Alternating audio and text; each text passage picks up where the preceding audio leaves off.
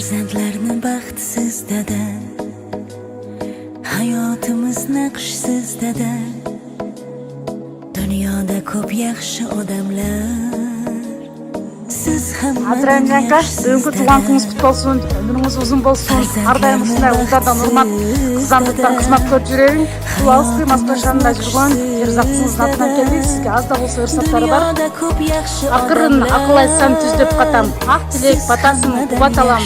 Әрқашан адам болды жол көрсеткен, ал менің атам.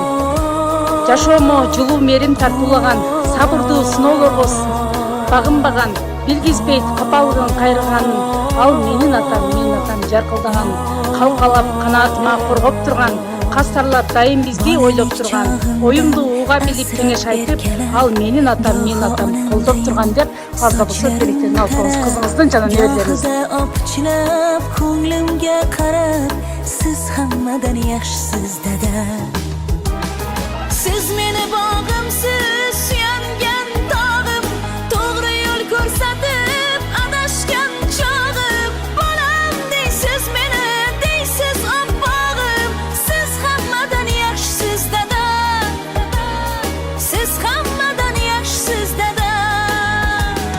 Dardim tinglab topasiz chora, kecha kunduz bo'lib ovora.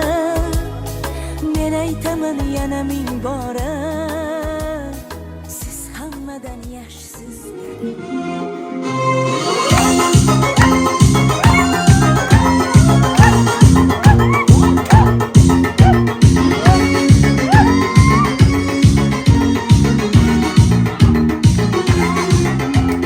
Gözüm zülfü zerde hayallerden, saçlarından merdur şemalerden.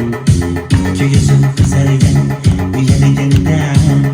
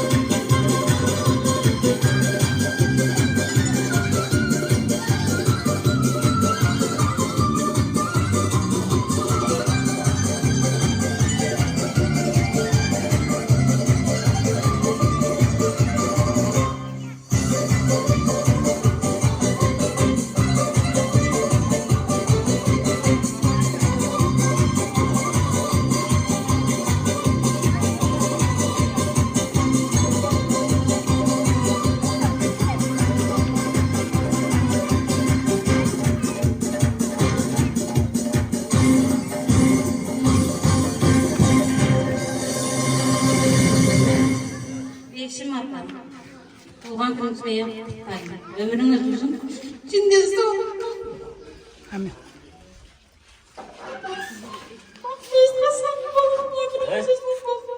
Amin.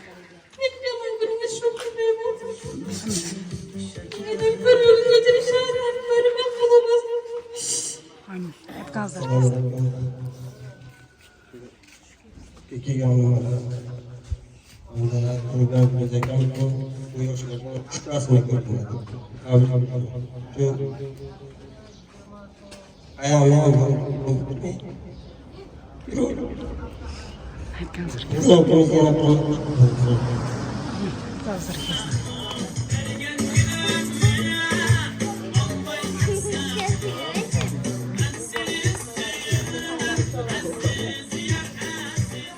Verdiğim kızıma sağ rahmet oynattılar.